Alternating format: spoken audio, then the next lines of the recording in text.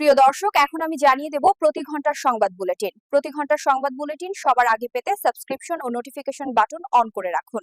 চাঁদাবাজির অভিযোগ প্রমাণ দিতে পারলে আত্মহত্যা করব বলেছেন বিএনপি নেতা।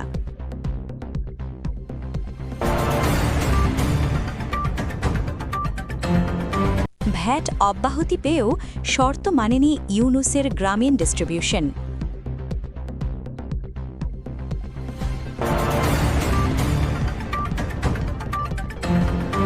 ভ্যাট অব্যাহতি পেয়েও শর্ত মানেনি ইউনুসের গ্রামীণ ডিস্ট্রিবিউশন।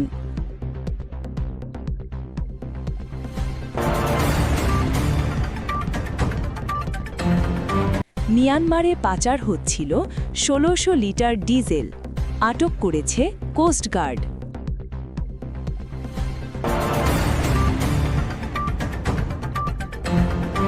দিনাজপুর গোবিন্দগঞ্জ মহাসড়কে দাঁড়িয়ে থাকা ট্রাকে স্লিপার বাসের ধাক্কা, নিহত ২।